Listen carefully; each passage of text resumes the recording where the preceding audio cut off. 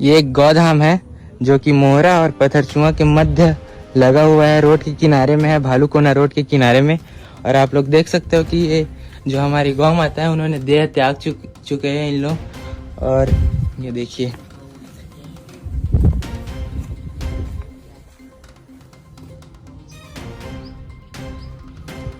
एक की संख्या में नहीं, दो की संख्या में नहीं, बल्कि 215 की संख्या में जो हमारे गौवंश है उन्होंने अपना देह त्याग चुका है। और ये जो गौ धाम का निर्माण किया गया है वो यहाँ के सरपंच, मोहरा के सरपंच द्वारा किया गया है, मोहरा पत्थरचूआ के सरपंच द्वारा किया गया है। और आप लोग देख सकते हो कि उनके द्वारा कैसे सेवा की जाती है इस जगह की।